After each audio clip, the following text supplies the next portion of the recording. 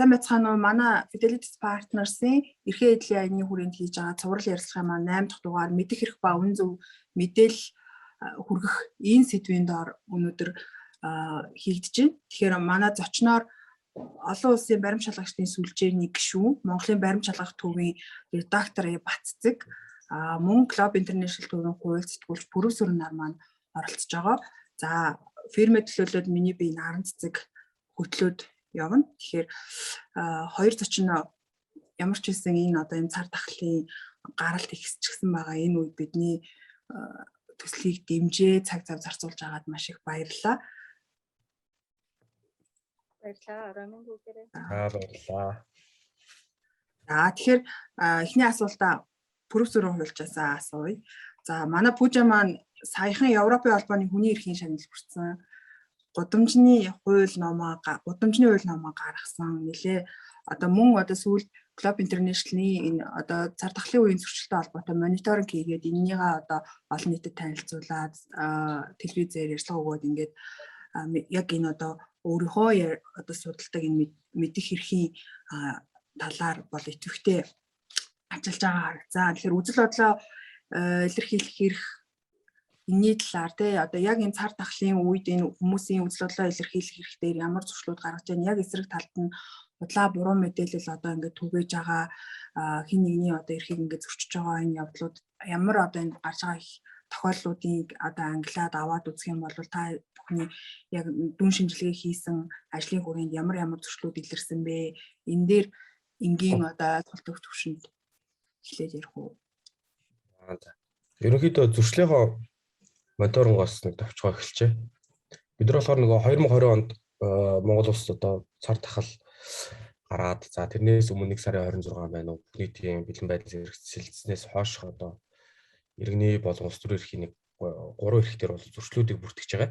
За энд нь үзэл бодлоо илэрхийлэх, эвлэлд нэгдэх, за тэгээд мэдэх эрхийн зөрчил гэдэг үндсэн хуулийн дандаа 16-гийн 17 зас эрхүүдийн хүрээнд бол зөрчлийг бол бүртгээд за тэр бүртгэл дээр бол хуульчдын багийн зүгээс бол дүн шинжилгээ хийж за улмаар бол үүнийг олон нийтэд танилцуулж байгаа. За зарим чухал шаардлагатай кейсийн тухайд бол хуульчийн тайлбар гаргана. За мөн эдгээр зөрчлийн асуудал дээр бол нөлөөллийн ажил нь хамт явж байгаа. Зөрчлийн одоо бүртгэл тэгээд зөрчигдөд байгаа асуудлын хүрээнд нь эрх ухааны байгууллагуудад дандаа захидал өргүүлдэг ч юм уу ийм маягаар бол ажиллаж байна. За тэгээд энэ зөрчлүүдээс онцлог асуудал бол өнөөдөр мэдэх эрхийн зөрчил нэлээд бас хүнд байгаа. Энэ юу вэ гэхээр ковид гарснаас хойш одоо хэвлэл мэдээллийн байгууллагын хэрэгслүүдэд одоо мэдээлэл олж авахт нь бол их сурвалжийн дутаг бол үүссэн. За энэ бол хэрэгслүүд бол бүгд бол санал нийлж байгаа гэсэн юм байр суурьтай бол байгаа юм лээ. За мөн засгийн газрын зүгээс ч гэсэн одоо үнэн бодит мэдээлэл түгээн гэдгээ бол нээлттэйгээр зарласан шүү дээ. 2024 оны засгийн газрын мөрийн хөтөлбөртөө бас тусгацсан. Соён гэгэрүүлэх болон бодлоо мэдээлэлтэй тэмцэх талаар бол за тэгээд юу гэдэг засгийн газраас бас эрсдлийн мэдээллийн хороо гэдэг ч юм уу 2 сард байгуулаад одоо их сурвалжийн одоо асуудлуудыг бол нэг цэгээс хүргэнэ гэдэг ч юм уу ийм байр суурьтай байгаа юм лээ. За эвлэлд нэгдэх эрхийн хүрээнд бол жагсаал цуглаан ирэх одоо өстой алга цаг байна дөө ковид үед бол энэ өөрөө хууль хэрэглээний төвшин дээч тэр за ямар жагсаал цуглааныг одоо эрх ухааны байгууллагаас нь хориглоод ямарыг зөвшөөрөд байгаа нь ойлгомжгүй. За улмаар одоо жагсаал цуглаан их журмын тухай хууль 94 оны хууль байгаа тийм ээ. Энэ хуулийн хэрэгжилт нь одоо цагдаагийн байгууллагаас янз бүр тайлбарлаж хэрэгжилж байгаа. За хууль заасан нөгөө 2 цагийн хугацаанд одоо тархыг сануулгах гэдэг юм уу засгийн зарганы зүгээс тэрийг барилгүйгээр шууд албадан саатуулдаг ч юм уу эсвэл хүч хэрэгэлдэг үед нь алддаг. За мөн зөрчлийн хуулиар жагсаал цуглаан шуурмын тухайд зөрчсөн гэдэг үндслээр бол 150 мянган төгрөгийн торгуул иргэнд бол өгдөг. За гэтэл цагдаагийн байгууллагын албан тушаалтанд 100 мянгаар торгоод өгдөг ч юм уу. Ийм автгарс асуудал бол байгаад байгаа юм лээ. За тэгээд энэ жилийн үед бол жагсаал цуглааны асуудал бол ёстой онцлог байсан дөө халааттай жагсаал ямаатай жагсаал гэл бүгд өөр өөрийн брэндтэй бүгд өөр өөрийн зорилго үйл ажиллагаатай одоо нөв наадам төвчээр тасарлаа гэл маш олон жагсаалууд бол байсан. За нэг онцлог зүйл юу вэ гэхээр энэ эрхүүдийн талаарх гарч байгаа зөрчил бол үндсэндээ Баян наадмын амралтын дараа багасчтэй бэл. Бид нар энэ 7 сарын 1-ээс 8 сарын 31-ний хүртэлх хугацаанд үндсэндээ энэ 3 эрх дээр яг 12 тохиолдлыг бол зөрчлөөр авсан. За гэтэл 10 үедээс 20 хэдэн тохиолдсон зүгээр 27 хоногт гардаг гэсэн байхгүй. Хавар нэг улс төрийн акцийн унд хаврын тэр улс төрийн итгэвчлүүд бай, сонгуулиуд таарсан гэдэг. Тэгэхээр харьцангуй 7-8 сар бол теста амгалан тайван байдаг. Ийм байдаг. тий. За давчгандаа бол нэг юм байна дөө. За. За тэгэхээр яг энэ ковидын үед мэдээлэл авах их сурвалж багассан гэдгийг яг зэрэгцээ бас худлаа мэдээллүүд нэлээд ялангуяа вакцинтай холбоотой ч гэдэг юм уу тий худлаа мэдээллүүд нэлээд гарсан энэ дээр одоо яг энэ хуурамч ташаа мэдээллийг шалгаж энэ чиглэлээр дагнж олон улсын төсөл хэрэгжүүлээ ажиллаж байгаа гэдэг утгаар нь манай Баццэг ихч одоо яг ковидын үеийн худлаа мэдээлэл хэр их байв те та хэдийн одоо шалгасан кейс дээр ямар одоо нийтлэг зөвлөд ажиглагдсан ер нь энэ баримт шалгах төвийн зорилго одоо энэ дээрээ баримталж ажилладаг зарчим гэдэг зэргийг одоо энэ талаар дэлгэрэнгүй яриач. За баярлалаа. Ер нь одоо энэ дэлхийн нийтээр ганцхан Монгол тулгамд байгаа асуудал бол биш шүү дээ.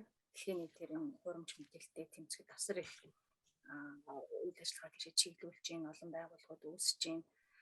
Үүний одоо дэлхийн 200 гаруй орны баримт шалгах төвийг нэгтгэсэн олон улсын баримт шалгалтчдын сүлжээ гэж байгууллага байгаа. International Fact Checking Network гэдэг IFCN.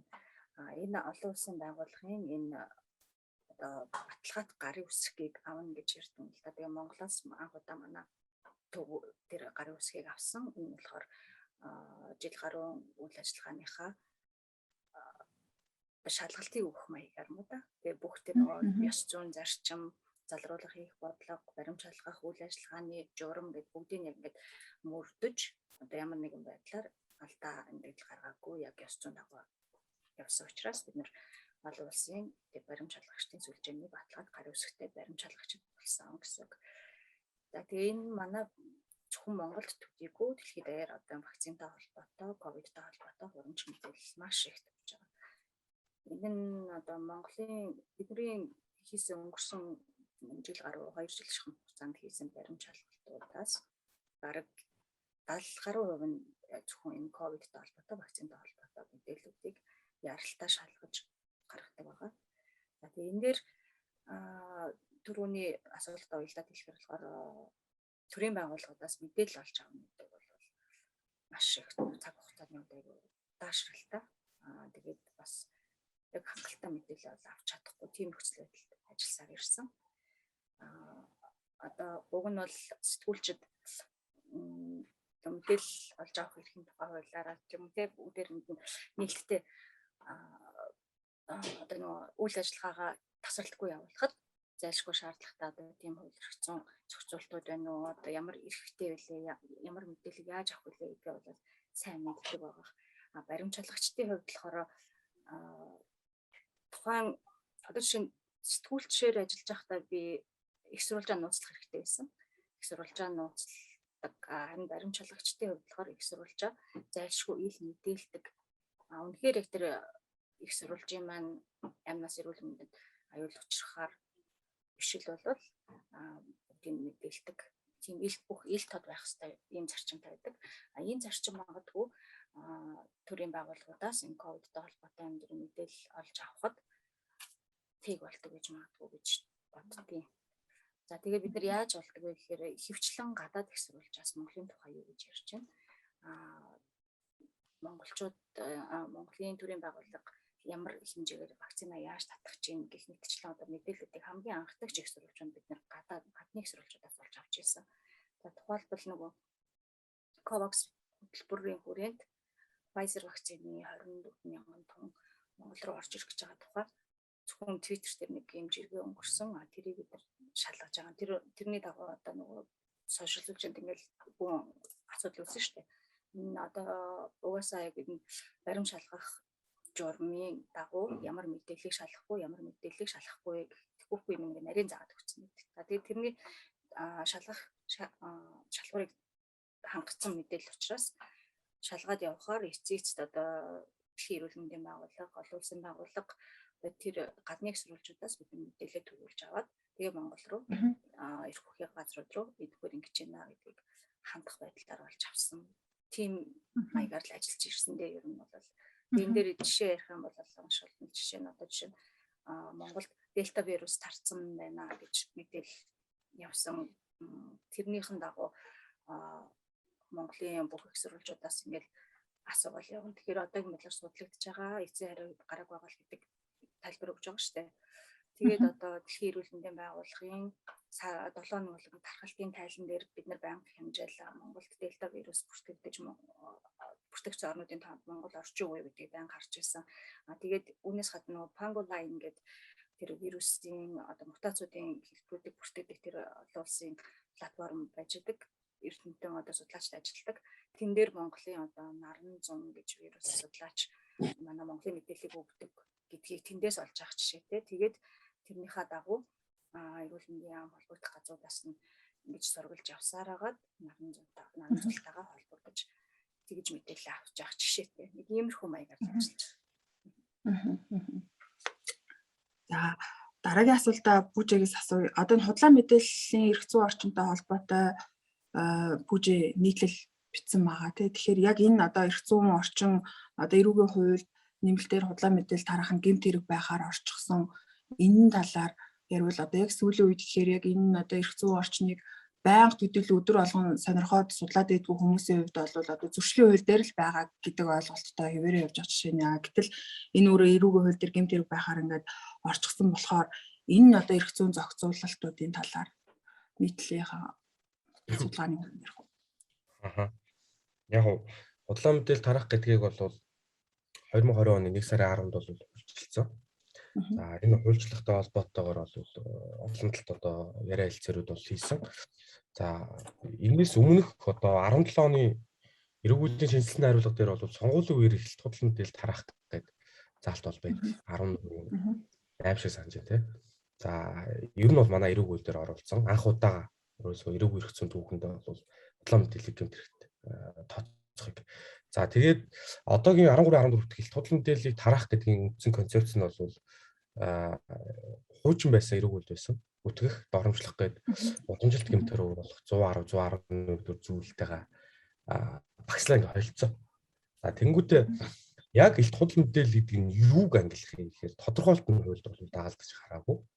За гэтэл дэлхийд одоо юу гэдэг нэгдсэн үндэсний байгууллагын сүлж байгаа тодорхойлт байдаг л да холбогдох орнуудынх нь. Худлаа мэдээллийн төрлүүд бол байгаа тийм ээ. Одоо dismiss одоо тийм mal information гэдэг 3 төрөл байна. За энэс илүү ч бас байна гэж судлаачид бол бас дэвшүүлдэг.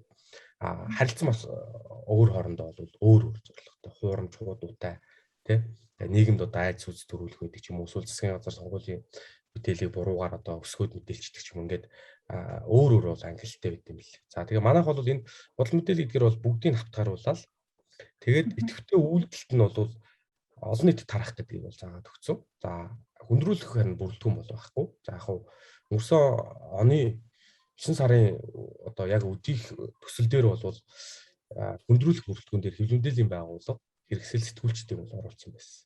13 14-ийн хууль гээд. За энийг бол аваа. За үүнээс хойш одоо энэ хууль бас хэрэгжээд жил гарan болж байна тий 2 жил одоо удахгүй болох юм байна он гараад. За үүнээс хойш хэрэгжилт бас хангалтгүй байна гэдэг нэр бүхий гişүүд бол 13 14 тайлбар оруулах гэдэг бол хуулийн төсөл бол өргөн барьсан. За энийг 3 сарын 23-ны өдөр бол улсын хурлд өргөн барьсан байна гэж бол харсан. За энэ дээр бол тайлбар нь юу вэ гэхээр өнөөдөр манад бол зүй ёсны шаардлагатай байгаа асуудал байгаа л да. Энэ гэмтрийн бол мас одоо төрийн байгууллага албан тушаалтны одоо нэр төр алдар хүнд ажил хэргийн нэр хүндэд бол алдахгүй. За мөн одоо улс төрд нөлөө хийгээд бол гомдлоо гарахгүй гэсэн ийм тайлбар болоо. За энэ хэм хэмжээ бол угаасаа цаашаалтай олон улсын эрх зүйн соёл өндөр хөгжсөн орнуудад бол угаасаа байдаг. Public figure гэдэг ойлголт бол байдаг. Гомдох хэрэггүй гэдэг. Жишээлбэл одоо улс төрч бол одоо тухайн ажлыг эрхэлж байгаатай холбоотой олон нийтийн шүүмжил гарах юм бол тэнд нь хүлцэнгүй хандна гэж.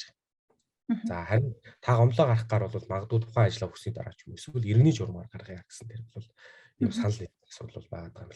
За тэгээд хууль хэрэглээний нэг хэцүү асуудал юу вэ гэхээр өнгөрсөн оны тухайд 20 онд энэ хуулийг хэрэгжүүлэхэд шүүхээс 17 шүүхэн шийдвэр дээр хүчин төлөв шүүхэн шийдвэр гарсан юм бэл. За тэгээд 17-гийн хідэн одоо төрийн байгууллага нөгөө улс төрд нөлөөх хийгээд гомдол гаргаад байна гэхээр ерөөсөө 50-аас дээш өвтэй байдаг.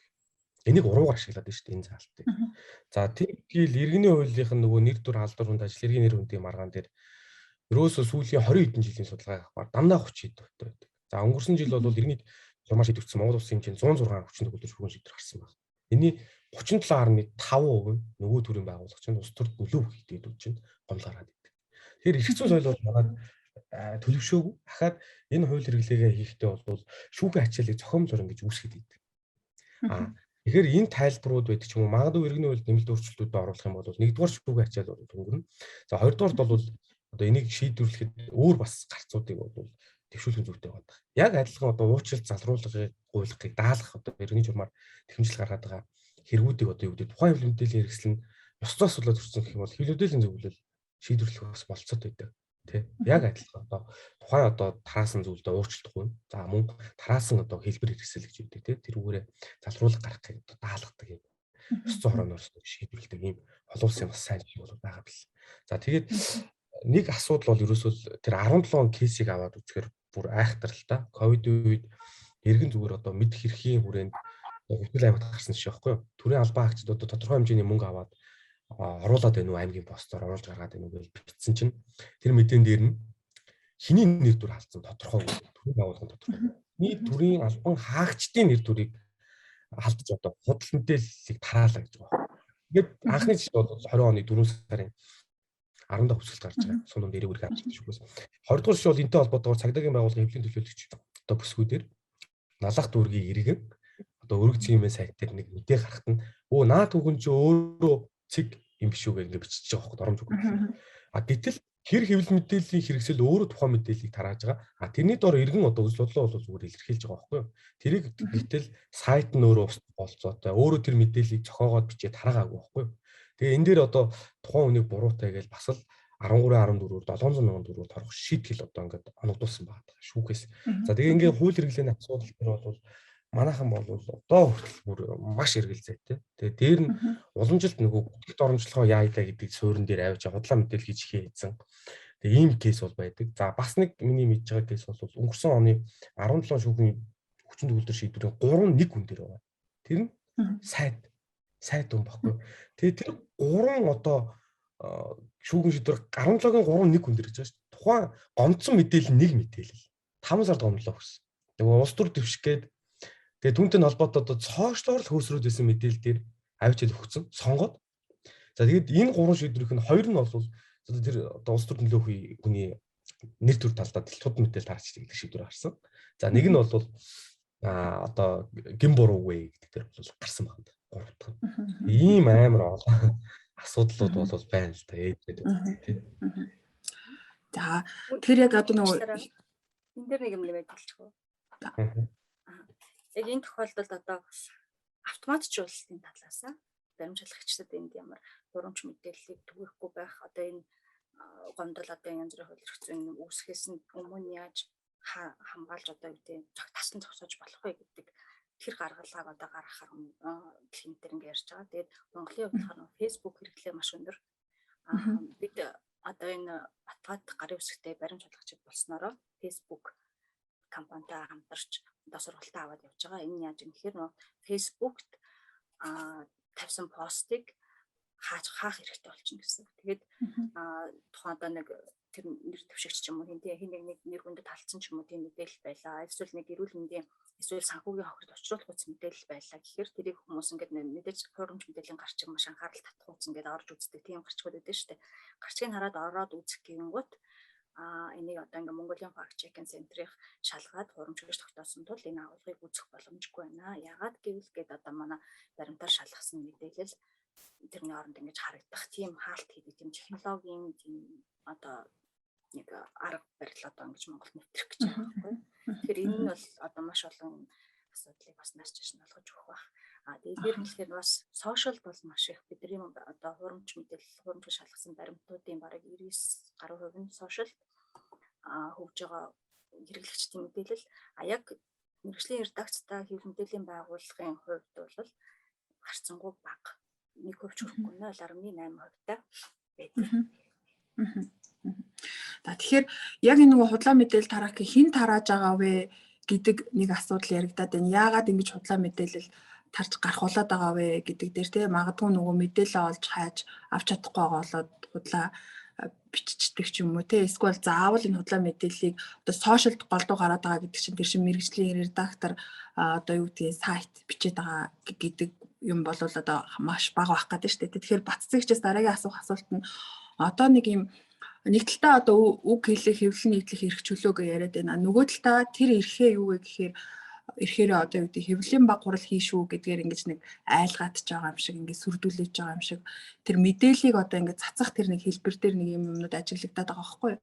Тэгэхээр одоо нөгөө яг одоо энэ цар тахлын үеч ч гэлтгүй юу н хуурамч буруу ташаа мэдээллийг ингэ түгээгээд байгаа асуудал дээр одоо тэр одоо за олон нийтийн хувьд нэг өөр асуудал мэрэгжлийн тэрийг одоо ингээд нөгөө хэвлэлийн баг хурлын ихэр хэвлэлүүдээр дамжуулж тэрийг тарах гэдэг шүү дээ тий. Тэгэхээр тэрийг хэвлэл нийтлэх гэж байгаа хэвлэл мэдээллийн хэрэгслүүд өөрсдөө ямар цензур, ямар ёс зүйн зарчим юуг баримталж мэдээлж байгаа ярьж байгаа болохоор шууд дамжуулчихдаг юм уу? Хүний одоо ярих одоо үг хэлэх эрхийг хангаж гин гэд шууд дамжуулчих байт юм уу? Эсвэл дамжуулах гэж байгаа мэдээллийнхаа үн зөв байдлыг шалгах үүрэг байна уу? Энэ дээр яг хэвлэл мэдээллийн байгууллага оролцоо талаас нь та нэг яриач. Энэ тухайд бол өмнө нь би сонинд ажиллаж байсан 2005 оноос сонингаар ажилласан. Сонин болон одоо мэргэжлийн редакцууд өөрсдөө шат чатанда баримтчилгаалтаа хийгээд яваад байдаг гэсэн үг. Одоо жишээ нь тухайн өдрийн дугаар удирдах байгаа хүн дугаар удирдагч нь мэдээж тэр мэдээнүүдээ өглөө навна шүү дээ. Ийм мэдээлэл энэ харах чана энийг авах уу гэхээр энэ чинь өмнө нь ийм учиртайс учраас одоо ингэж хэрвээ тэгж ярьж байгаа бол энэ нь хотлоо мэдээлэл байх магадaltaй хэрвээ энийгээ ингэж залруулж байгаа бол энэ зөв байх магадaltaй гэж сэтгүүлчээ явуулж байгаа гэсэн үг шүү дээ. За тэгээ нөгөөх маань тэр хүний хурамч ч өнөө үнэн ч өнөө тэр мэдээллийг өнцгөөс гарсан мэдээллийг аваад ирэнгүүт дугаар удирдагч тэрийн хянан дээр чинь бас нэг баримт шалгалт болчих юм. Тэгээ дараа нь тэрийг албаны дарга нь эхэлж хянан дараа нь дугаар удирдагч хянан тэгээд ингээд орлогч эрхлэгч рүү гэдэг ингээхэн төчлөн ингээд шат дараалал болгондоо энэ мэдээллийг хянаад явцдаг болохоор мэргэжлийн редакцид гарах нь харьцангуй бага байдаг юм шалтгаантай. Тэгэхээр энэ мэргэжлийн редакцийг л олон болгох, мэргэшүүлэх гэдэг маань бас энэ хурамч мэдээллийг хунахад нэлээд том нөлөө үзүүлэх нэг том хүчин зүйл байна. Тэн дээр нэмж болох унаараа. Тэг. Тэгээ нөгөө редакцийн соёлыг тухай бол баццагч ярьж байгаа зөв л дөө. Яг хөө редакцийн соёлыг бол удаас редакц байгаад дотоод бас дүрм журмаараа зохицуулах хэрэгтэй юм лээ. Тэрийг бол заавал дагаж мөрддөг. Тэгээд энэ бодлогын баримт бичиг нь өөрөө тухайн одоо хэлмэдэл хэрэгсэл үйл ажиллагааных нь библ болчихж байгаа. Юуг дамжуулах уугүй. Тэгээд тухайн хэлмэдэлийн байгууллагад ажилчдын ёс зүйн асуудал байна. За мөн одоо юу гэдэг захим орчинд өөрөө үзэл бодлол илэрхийлэхээр бол заавал тусдаа одоо proof ингээд хэвлэлийнх нь одоо нэр нь ингээд явж байгаа хэрэгтэй байхгүй. Тэгэхгүй бол ингээд холилддог манайх бол ингээд холилдог яг харьцангуй бас үйл үед бол мэргэжлийн редакцууд бол нэмэгдэж байна.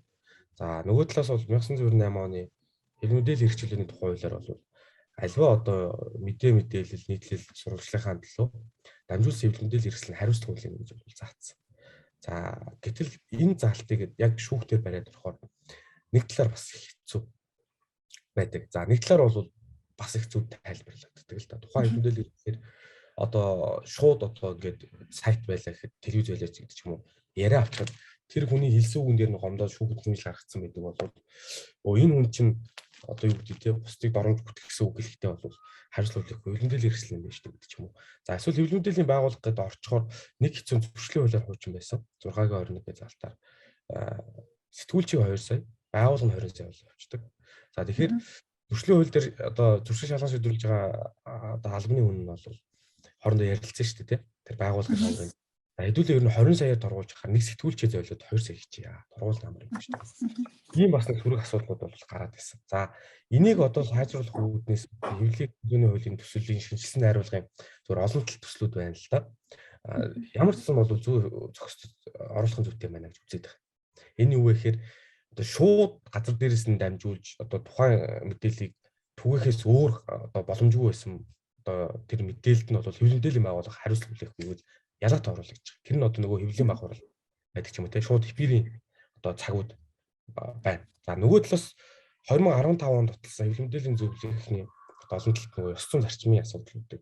Энэ ёс зүйн зарчим дээр одоо нэг том кейс гарлаа гэхэд хэвлэлийн баг хурал зарлаад нэг хэдэн одоо чинь өөрийгөө бол шатааж ирсэн шүү дээ. Шатаастай бол шатъя гэдэг.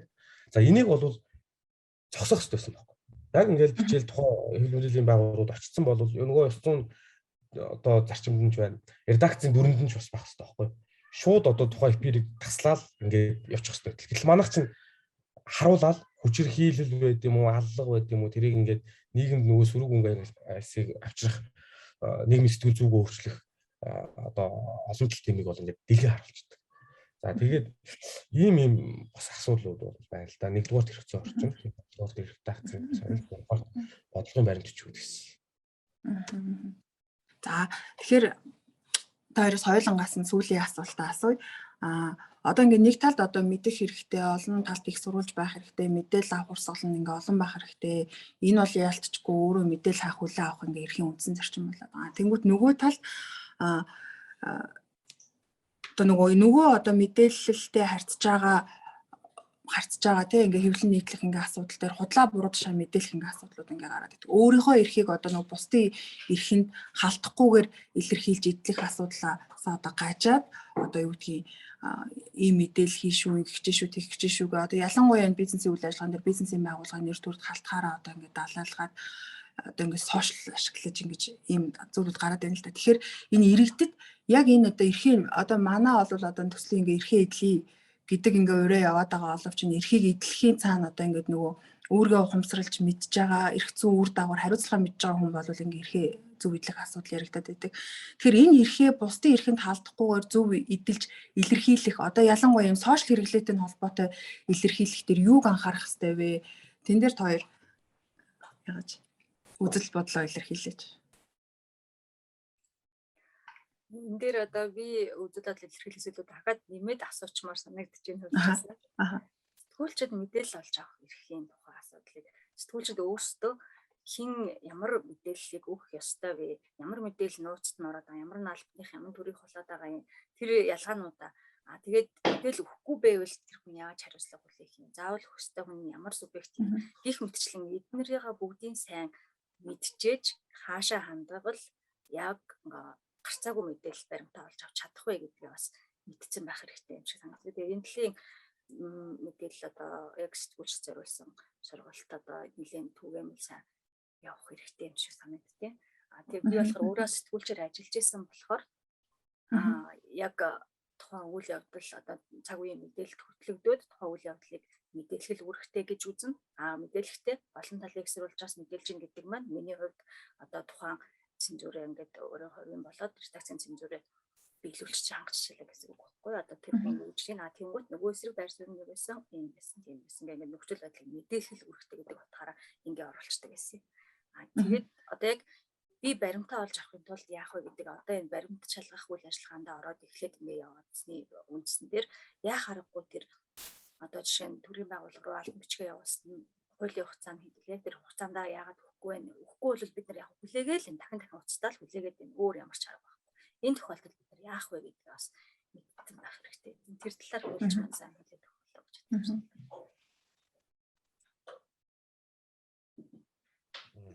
Тэгэхээр нөгөө их сурвалжаа олж авлаа гэхэд тухайн мэдээллийн араас ууггүй явах асуудал гэж ойлгож болох уу те? Ер нь бол таны асуулт. Тэ. Энэ ууггүйгаас гадна хараа хин нь ямар мэдээлэл өгөх ёстой юм бэ гэдгийг мэдгүй. Одоо бид нар чинь нэг төрлийн албар руу орлоо, хэвлийн албатан л болсон шүү дээ. Ийм асуудал байгаа. Нэгээр ямар байна гэхээр за нэг тийм хүн байгаа. Тэр хүнтэй нь холбогдно. Тэр хүн рүү нь албан бичгээ явуулна. Хариу нэрэхгүй байна. Тэгээд дотоод улмгийн нэр нь тодорхойгүй юм нэр нь буцаага дахиад явуулна. Ингэсээр л нөгөө нэг бидний шалгах гэдэг хуурамч мэдээлэл чинь бүр хэдэн зуун дахин төгчин. Бид нар удаж байгаа араас нь үнэн нь энэсэн шүү гэд гаргалаа гэхэд үнцнийг болчихно юм уу? Эсвэл тэр яг өмнөх шигээ тархсан хүрээд тархаж чадахгүй юм байдалтай байгаа байхгүй. Тэг яг л бас л нэг тулгымц асуудал мөн л дөө. Тэг яг мэдээлэл одоо эн чинь олж авах эрхийг баталгаажуулах хамгийн том одоо суурь хууль болсон хууль бол 2011 оны мэдээлэл мэдээлэл авах эрхийн тухай хууль бол байна. За тэгээд энэ хуулийг бол түүхэн үүргээ гүйцэтгсэн гэж үзэж байгаа юм уу? Эсвэл одоо нийгмийн хэрэгцээ шаардлага тулгуурлаад бас шинжилгээ хариулах санал бол өргөн баригдаа явцсан. За баг энэ онд бол батлагдах байх тийм ээ. Нийтийн мэдээллийн тухай хууль болгоё гэдэг. За тэгээд яг мэдээллийн эрх чөлөө бол үндсэндээ хурдцсан бол маш их. Тэгэхээр энийг одоо урдсанд хаамгалсан одоо уул нь бол хуулийн суурь үзэж байх хэрэгтэй тийм урдчилж хараад эрх зүйн хөгжлөнд төрүүлж явах хэрэгтэй гэдэг. Яг энэ мэдээлэл эрх чөлөөнөр бол дэлхийн олон орны хууль эрх зүй бол тэгж чадахгүй. Эн чинь өөрөө гэрлийн урдаар ингэж явчихж байгаа байхгүй юу? За тэгээд мэдээллийг олж авах ерөөсөө уламжилт ойлголт 20 жилийн өмнөх ойлголт өнөөдөр шал өөр болсон. 2011 онд энэ хуулийн концепц ойлголт бас өөр болчихж байгаа. За 98 оны нөгөө хэвлэл эрхчлөөний хууль чинь одоо нийгмийн хөгжлөө гүйцэтгэх гэсэн тийм дөрвөн зарчимтай хөнгөн шинжтэй гэдэг. Гэхдээ энэ бол суурь харилцааг зохицуулсан. За мэдээллийн хил тод байдлын тухай өнөөгийн хуулиар бол нэг талаар бол үндсэн хуулийн 16-гийн 17 төр түүний байгууллагаас хуулиар тогтоогоод хамгаалснаас бусад мэдээллийг бол ирж хаах хүлээн авах. За улмаар эцсийн зорилго түгээх үүрэгтэй гэдэг. За гэтэл энэ талаас бол хаалттай мэдээллийн асуудал ярьдаг. Хаалттай мэдээлэл дээр өнөөдөр манайх бол ерөөсөө эсрэг байр суурь. Эхлээд Сиркузагийн 1989 оны зарчим гэж байдаг тийм. Иргэн бол улс төрийн эрхийн факт 19 төр зүйл, хүний эрхийн төвийн тухай 19 төр зүйл. За үүнтэй харсан нэмэлт тайлбарууд нэгдсэн улсын байгууллага ерөнхийдөө хандл хүний эрх орондуудаас баталсан. Мэдээлэл эхлээд дээд зэргийн нээлттэй байна.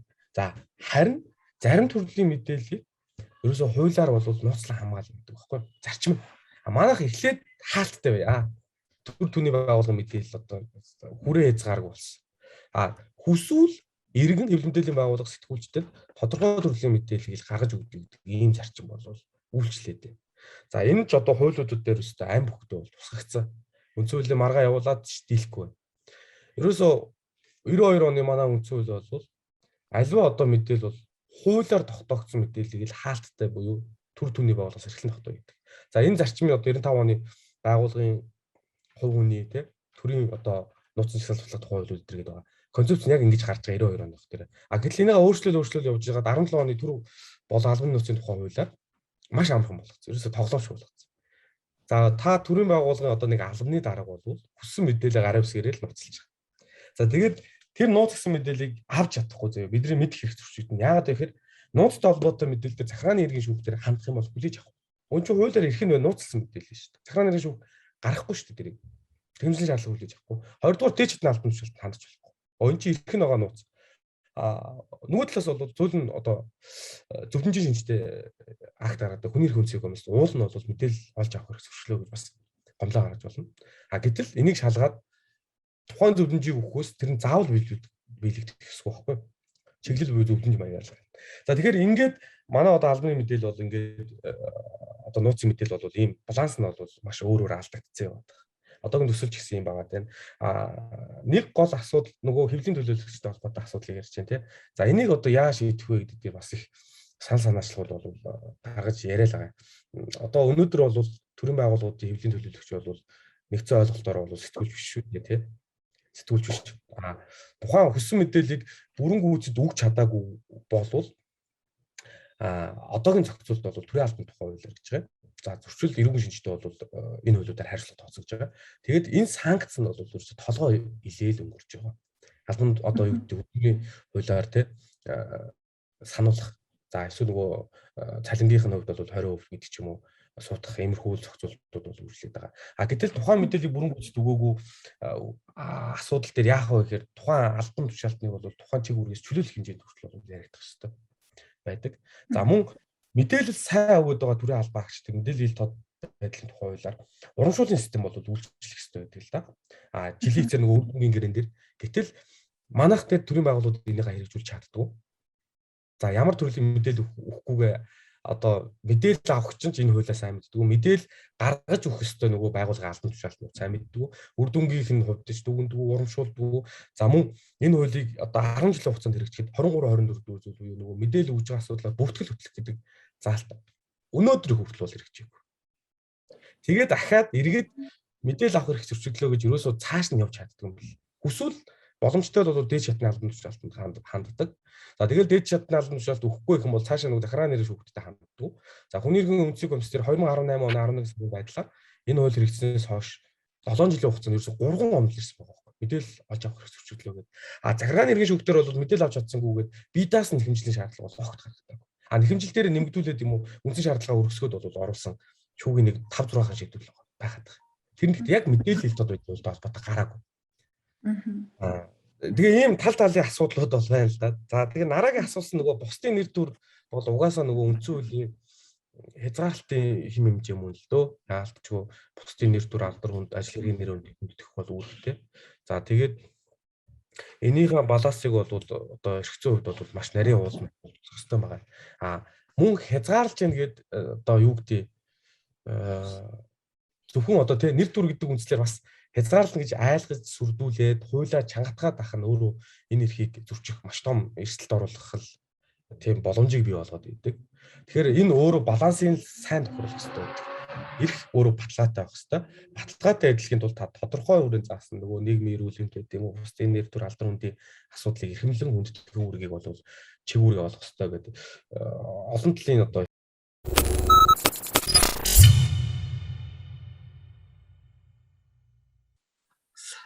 яг одоо нөгөө тэр мэдих эрхээ биш үзэл бодлоо илэрхийлэх тийм юм хэмжээ хязгааргүй юм шиг л юм сошиалд бол ингээм амар яваад байгаа учраас тэн дээр яг нөгөө анхаарах бол зохих.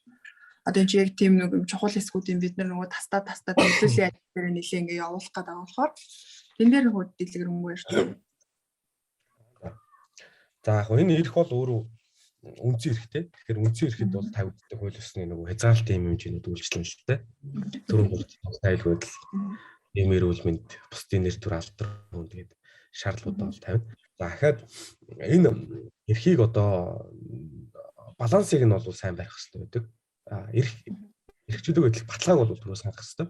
За тэр баталгаан дээр мэдээж одоо эрхээ эдэлж гин гэд бусдыг одоо дайраа бүтэхт оромжлох асуудлыг бол зөвтгөж болохгүй. Энэ бол хуулиар бол хориглоно.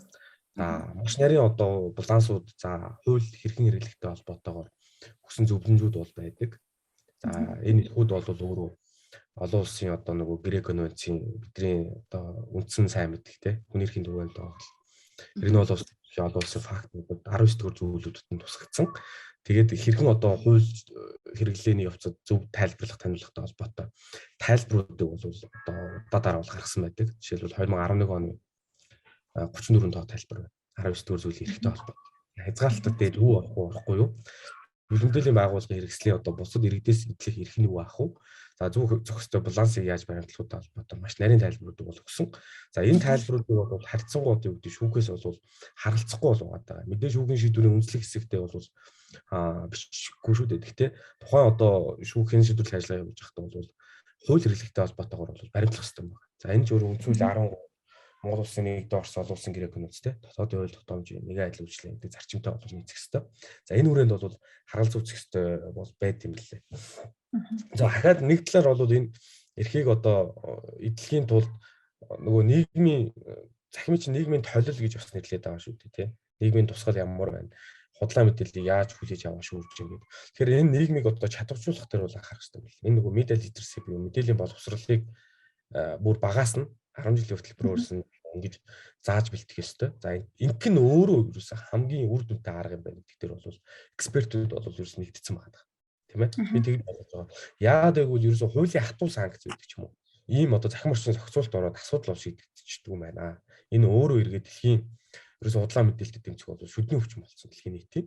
За тэгэл одоо янз бүрээр зохицуулах гэж бол оролдож байна л да. Харилцан одоо өөр. За нэг бас давуу тал нь энэ өөрөө технологи дээр сурж гарч байгаа учраас технологийн талаас нь шийдвэрлэе гэдэг бас том ийм акц бол өгнөд байгаа. За тэр нь одоо юу гэдэг манай харилцаа холбооны зохицуулахаар одоо Facebook-тэй хамтарч ажиллахаар боллоо гэж мэдээлэл гарсан. Одоо тэр нь хаана вэ гэхээр мэдэхгүй ямар ч юм яваа. Green Channel гэж бодлогын одоо Facebook-ийг өөрийнх нь юу вэ штэ policy буюу бодлого байгаад идэг те. За энэ дээр нь одоо нөгөө аллах хүчирхийлэл зөрчил одоо ийм зөв бус юм байх юм бол шууд мэдэгдээл тэр мэдэгдэл дээр нь үнслээд уулна бол ингээ байндаад ингээ технологийн төвшлийг ашиглаад хаагаад хязгаарлаад блоклоо гэх юм бас боломж бол байдаг. Тэгэхээр хамгийн ихний ээлжинд бол бид нэг анхаарах юм бол худлаа мэдээллийг хэрхэн таних вэ гэдэг. Одоо факт чекний арга шүү дээ тийм. Хүн болгон факт чек буюу мэдээлэл шалгагч бол бах албагүй. Гэхдээ мэдээллийг одоо үнэн зөвийг одоо тодорхой өөргөө хэмжээнд бол мэдэх юм одоо нэгээс нь ирэх биш үүргийн хэмжээнд бол очиж байгаа. Тэр нь одоо андшгүй хэдэн тохиолдлууд бол байдаг. Мэдээж факт чекийн тэр нь энэ мэдээлэл буюу таналт авах зорилгоор байдаг худлаа одоо сайтууд байна. За тэгээд үнэн бодит мэдээллийн ялгааг ингээ харуулсан маш нарийн нюансууд бол байдаг л да. Энийг бол манай мэргэжлийн факт чекинг холбоонууд бол бас л гаргаж ирж тавиад байгаа. Ийм л бол асуудал. Тэгээд бүр хүүхэд багаас нь ерөөсөө мэдээллийг хэрхэн одоо ялгаж салгах, мэдээлэлтэй хэрхэн харилцах. За мэдээллийн боловсролыг дэмжих ийм зохис хөтөлбөр одоо хүрээг л сайн тусгаж өгөх шаардлагатай байна. Тэгээд энэ дээр улбаалаад нөгөө боловсролын хуулиуд биш шүү дээ. Энэ дээр ч гэсэн өөрчлөлт оруулъя. 10 жилийн сурагчдын одоо тэр хөтөлбөр дээр ч гэсэн нэмж өөрчлөлт оруулъя гэдэг олон санаачлалууд бол явж байгаа юм биш тий. Энэ саяны хариултан дээр үнслээ бацгчээс нэг асуулт асууя. Одоо нөгөө факт чекинг мэдээллийг ингээд шалгаад яг ингээд үнэн зөв их сурвалжуудыг ингээд тавиад худлаа хийсэн бол худлаа байна гэдэг ингээд шалгаа тавьчихж байгаа. Яг тэр шалгалтын ажлын буюу тэр одоо ингээд үнэн зөвийн тогтоогоо нийтэлж байгаа мэдээллийн маань одоо хүлээж авах тэг хүмүүсийн цааш нь түгээ хийн сошиал орчинд тэрийг дэмжиж хүлээж авч байгаа тэрнтэй танилцж байгаа харьцаж байгаа байдал нь хэр бэ нэ энэ нөхцөл байдал одоо та хэдийн үйл ажиллагаа явуулж эхлэхээс одоо өнөөдрийг хүртэл ингээ өөрчлөгдөж байгаа тийм хандлагууд хэр ажиглагдж байна тийм одоо эерэг өөрчлөлтүүд байгаа юу? Аль яг уу анх одоо Монголд бид нар чинь Монголд баримт шалгах 2 дахь үйл ажиллагаа болж байгаа 2 дахь төвн болж байгаа шүү дээ. Тэгээд тэрнээс ахуулаад ер нь Монголд одоо энэ факт чек гэдэг нэрээс орж ирснээс ахуулаад ер нь анхны хандлага ямар байдаг байсан. Одоо ямар байна гэдэг бол шал өөрчлөлтсөн байна л гэж харагдаа. Эсвэл миний өөрийн нөгөө нэг бабл хүрээний дотор олж тийж яж магадгүй л ах л та. Гэхдээ ямар ч байсан хэд хэдэн газар одоо ийм жижиг сургалтанд багшаар орж зааж ялаа. Тэгээд үндэсний телевизэн дээр нөгөөхдийн нэвтрүүлэгт орж тэр талаараа ярьлаа. Гэх мэтчлээ одоо бидний өөрсдийн хэмжээнд одоо энэ баримт шалгах үйл ажиллагаагаа таниулан сурталчлах. Дээрээс нь баримт шалгагч гэрээт баримт шалгагчдыг олон болгох, олон хүнд баримт шалгах үйл ажиллагааг анхан шатны зааж өгөх гэсэн ийм сургалтын зорилготой үйл ажиллагаанууд маань нэлээд тэлж байна. Тэгээд ерөнхийдөө бол одоо бид нар өөрсдөө зөвхөн редакцийн албан бүтэн цагийн ажилтнуудаас гадна бас идэвхтэй мэдээллүүдээ ялгаж таньдаг, урамч мэдээлэл мэддэг, тэрийг шалгахад одоо бид нартай хамтарч ажилламаар байна гэсэн тийм хүсэлтүүд маш ихээр ирдэг болсноор бол энэ ялгаа харагдаж байгаа юм. Тэгэд анх бол бид нар өөрсдөө ч гэсэн суралцаж эхэлж байсан. Тэгээд IFCN-ийн тодорхой дүрм журам гэж байгаа. Баримт шалгах үйл ажиллагааны журам дээр жишээ нь одоо ямар баримтыг шалгах вэ, ямарыг шалгахгүй юу гэдгээ хүртэл заагаад өгдөг. Шалгахын тулд их сурвалжаа юуг их сурвалж гэж үзэх үү, юуг үзэхгүй вэ гэх мэтчлээ одоо нэг нарийн байдаг. Тэр нь болохоор манай MFCCC-ийн гэдэг сайт дээр Mongolia Fact Checking Center гэдгийн товчлол тэр сайтн дээр баримт шалгах үйл ажиллагааны журам гэдэг тэр манус тодорхой байж байгаа. Сонирхсан хүн бүр одоо хинч тийшээ ороод яг тэр журмын дагуу ингээд тэр тухайн мэдээлэл үнэлээд цэгнээд явах юм бол баримт шалгах боломжтой болохоор тийм гарын авлага шахах юм гэдэг байхгүй юу. Тэгээд тэрүүгээр нэлээ олон хүмүүс сонирхдаг. Тэгээд дээрэс нь бас ингэж хамтарч ажилладаг. Бүрийн бол нэлээд тэлж байгаа. Тэгээд дээрэс нь түрүүн ярилцлагыг хийжсэн манайх тэр нөгөө Facebook дээр хаалт хийх тэр ихэ авчгаар илүү одоо нөгөө юм маркетинг чиглэлээр илүү олон хүнд энэ факт чекинг үйл ажиллагааг таниулах тэр талынхаа одоо сурчлагын ажлуудаа ингээд нэлээд сайн таны мэдүүлэх ажлуудаа хийгээд эхлэх юм байна. Одоохондоо бол бид нар ингээд яг сошиал ингээд идэвхтэй тарж байгаа тэр нөгөө баримт шалгах үйл ажиллагааны журамд заасан шаардлагыг хангасан мэдээллүүдээ барьж авч шалгаж байгаа боловч бас нэлээд хангалттай бол хүрч чадахгүй байгаа. Тэгэхээр энэ бол цаашаа нэлээд өргөжж тэлэх байх. Дээрэс нь одоо мэргэжлийн редакцууд өөрсдийнхөө хажууд баримт шалгах тийм бүтэцтэй болох байх. Гэх мэтчлэн цаашаа одоо хөгжлийг нэлээд өвдрөгөр л харж байгаа шүү дээ. Тэгээд одоо яг энэ манай сошиал инфлюенсер одоо нийтлэлчд юм бичээд мэдээлэл хүргээд байна уу? Эсвэл яг хэвлэл мэдээллийн байгууллагууд сэтгүүлчд өөрсдөө мэдээлэл хүргээд байна уу гэдэг нь одоо хойлолтчихсан юмд нийтгэхгүй мэддэхгүй байгаа. Ийм нөхцөл байдал бол одоо 2008 10 оны үед Европ, Америкийн орнуудад яг үүсчихсэн. Ийм сэтгүүлч одоо уналтанд орж ирсэн үе гэж үздэг юм лээ. Тэгээд энэ үеэс яаж гарсан бэ гэхээр мэргэжлийн редакцууд одоо нөгөө сэтгүүлч өөрийнхөө чиглэлээрээ нэг чиглэлээ дагнаж мэргэшээд цаашаа суралцаа тэрийг хөгжүүлээд одоо баталгаатай найдвартай ерөн сурвалжлагаар бол энэ сэтгүүлч л одоо сайн бичдэг энэ хэвлэл мэдээллийн байгууллагууд сайн явдаг гэдгээр ингээд оройлоод явсан одоо ингээд түгээгээд одоо мэргэшээд явцнараа одоо сошиал нийтлэлчд одоо хөгж байгаа мэдээлэлээс хамаагүй илүү болж гарч ирж ингэж чадсан тийм туршлага одоо бидний өмнө их байна. Тийм манайхан ч гэсэн энэ чигээрээ энэ тал руу явах байхаа гэж найдаж байгаа.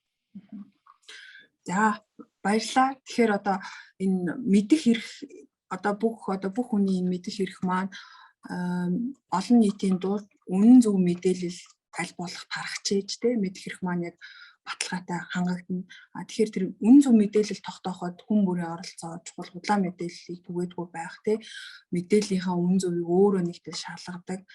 Бусдын одоо эрхээ эдлэгтэй бусдын нэр төр алдар хүндэд одоо халддаггүй байх, хуулийн этгээдийн хэвийн үйл ажиллагаанд халддаггүй байх ийм соёл тогтчиж энэ мэдих эрх бодтой оршин. Тэгэхээр энэ эрхийг байхад одоо зөвхөн хуульчнаар ярих биш те зөвхөн одоо ингээд баримт шалгагч гэдэг хүмүүс ярих биш. Сэтгүүлчнэр өөрсдөө мэрэгжилтэй ингээд хариуцлагатай байгаад олон нийт өөрийнхөө авч байгаа мэдээлэл цензуртай хандаад ирэх юм бол энэ эрх маань хэдлэх боломжтой хөрсөөр бий болох юм аа гэж үзэж байна. Тэгэхээр цаг зав зарцуулаад ярилцсан та хоёртаа баярлалаа. Өөрсөндөө баярлалаа. Баярлалаа. Баярлалаа Нарада. Та бүхний ажил төлөвт бас амжилт хүсье. За баярлалаа.